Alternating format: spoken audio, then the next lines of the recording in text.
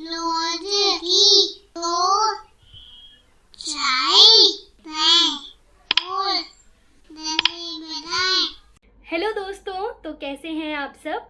तो आज मैं लेकर आई हूँ आपके लिए एक नई कहानी जो कि ली गई है आपकी पुस्तक रिमझिम कक्षा 3 NCERT से। और उस कहानी का शीर्षक है जब मुझको सांप ने काटा। अरे बाप रे, इस कहानी के शीर्षक को पढ़कर तो लग रहा है कि किसी को सांप ने काट लिया। बेचारे को कितना दर्द हुआ होगा। और अगर सांप जहरीला हो तो जान जाने का भी खतरा होता है। तो क्या होगा इस कहानी में, किसको काट लिया सांप ने और फिर कैसे वो इंसान बच पाया। तो चलिए पढ़ते हैं कहानी जब मुझको सांप ने काटा। तो चलिए शुरू करते हैं कहानी। तो एक बार एक छोटा सा बालक था। तो वह बालक अपने बगीचे में घूम रहा था और उसने देखा कि एक छोटा सा सांप वहां रेंग रहा है।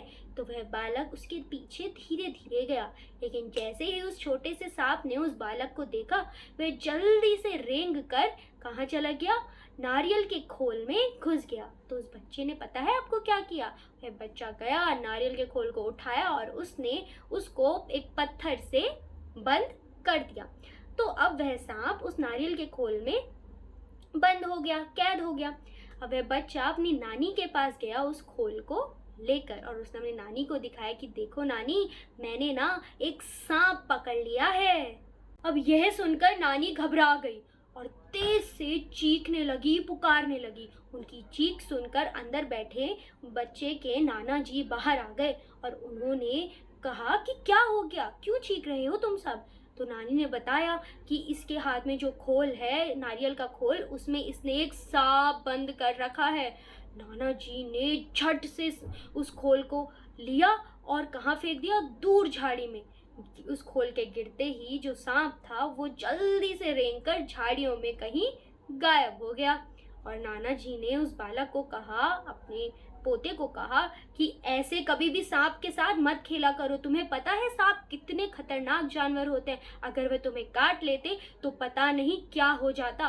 तो इसलिए कभी भी सांप के साथ ऐसे चीजें नहीं करनी, उसे हाथ नहीं लगाना, उसे नहीं पकड़ना। तो क्या आपको भी यही लगता है कि सांप इतने खतरनाक होते हैं कि आप कभी भी उन्हें हाथ नहीं लगाना चाहिए, कभी भी उन्हें पकड़ना नहीं चाहिए। वैसे मुझे तो सांपों से बहुत डर लगता है, क्या आपको भी लगता है। तो चलिए आगे बढ़ते हैं और देखते हैं आगे कहानी में क्या होता है। उसी दिन शाम को वह बालक बाहर अपने बगीचे में खेल रहा था। तो खेलते खेलते उसे एक बर नजर आया। और बर क्या होता है, बर भी एक कीड़ा होता है जिसे कई लोग ततैया के नाम से भी जानते हैं। तो उस बालक को बर नजर आया और वह उसे पकड़ने की कोशिश करने लगा। तो अब बर ने क्या किया, क्योंकि वह परेशान हो रहा था, तो बर ने उस बच्चे के उंगली पर डंक मार दिया। अब बर के काटने का भी दर्द बहुत ज्यादा होता है, बहुत पीड़ा होती है जब बर काटता है। तो वह बच्चा तेज तेज से चीखने लगा, दर्द के मारे करहाने लगा। उसकी आवाज सुनकर उसकी नानी बाहर आई। तो उस बच्चे ने अपना हाथ अपनी नानी को दिखाया। तो नानी ने, पता है क्या समझा, कि यह जो काटा है यह बर का काटा नहीं, यह किसने काट लिया है, यह सांप ने काट लिया है। जी हाँ, नानी को यह लगा कि यह किसने काट लिया, सांप ने काट लिया। अब नानी और उस बच्चे की आवाज सुनकर नाना जी भी बाहर आ गए। अब सारी आवाजें सुनकर जैसे नाना जी बाहर आए तो उन्होंने देखा कि उस बच्चे के हाथ में किसी ने काट लिया है। अभी तक बच्चे ने ये बताया नहीं है कि उसको बर ने काटा है। तो अब क्या हुआ, नानी को तो ये लग रहा था कि सांप ने काट लिया है। जी हाँ, तो अब आगे क्या हुआ, नाना जी ने उसकी उंगली देखी तो जहाँ पे काटा था ना, वहां पर नीला पड़ गया था। तो नाना जी बहुत घबरा गए कि उनके पोते को किसने काट लिया। तो उन्होंने उसको झट से उठाया और कहीं ले चले। बाग और धान के खेतों को पार करके नाना जी भागते भागते एक छोटी सी झोपड़ी के पास पहुंचे। और उस छोटी सी झोपड़ी के पास पहुंचते ही नाना जी ने जोर से आवाज लगाई। तो नाना जी किसको बुला रहे हैं, जैसे ही नाना जी उस झोपड़ी के आगे पहुंचे और उन्होंने आवाज लगाई तो एक बूढ़ा आदमी उस झोपड़ी के बाहर आया। और वह आप जानते हैं कौन था? वह एक झाड़ फूक करने वाले इंसान थे।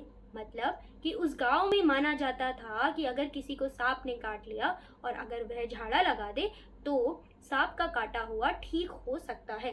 तो इसका मतलब ये कि नाना जी को भी यही लगा जो नानी को लग रहा था कि वह काटा हुआ सांप का है, कि उनके बालक को सांप ने काट लिया है। तो जैसे ही वह बूढ़ा आदमी बाहर आया, नाना जी बोले कि अरे इस बच्चे को ना सांप ने काट लिया है, आप जल्दी से झाड़ फूक करके इसे ठीक कर दीजिए, मैं बहुत घबरा रहा हूँ। बूढ़ा उस बच्चे को अपनी झोपड़ी में ले गया और उसे बैठा दिया और बोला हिलना डुलना मत।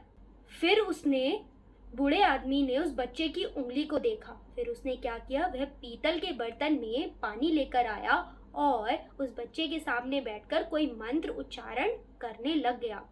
वह बच्चा बहुत चाहता था कि वह सबको बता दे कि वह किसी सांप से नहीं कटा, वह एक बर ने काटा है, पर उसे बोलने का मौका ही नहीं मिल रहा था और इतने बड़े लोगों के सामने वह थोड़ा घबरा भी गया था।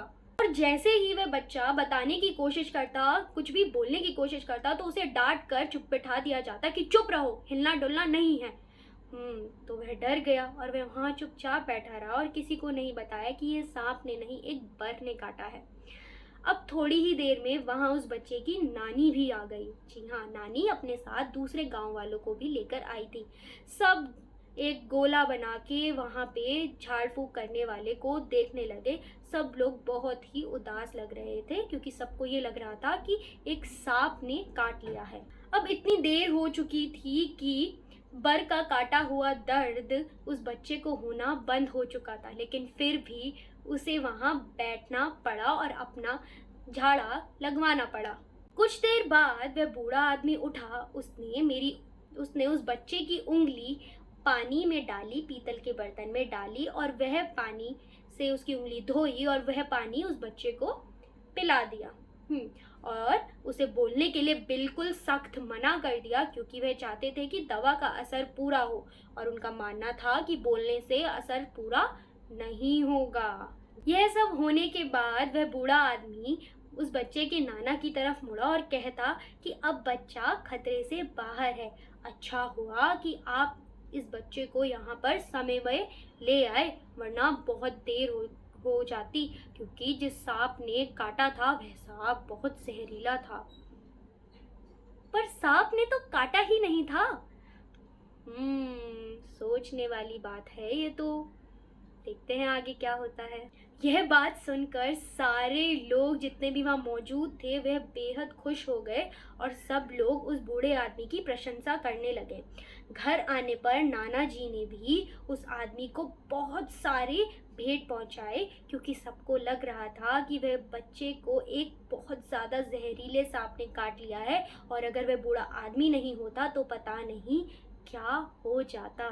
जी हाँ, तो आप बताइए आपको क्या लगता है, क्या उस बूढ़े आदमी को सचमुच में ऐसी झाड़ फूक या ऐसा मंत्र पता होगा जिससे वह किसी को भी ठीक कर सकता है, किसी का भी सांप का काटा हुआ ठीक कर सकता है? सोचने वाली बात है। आप क्या सोचते हैं इस बारे में? मुझे ज़रूर बताइएगा। मिलते हैं अगली बार।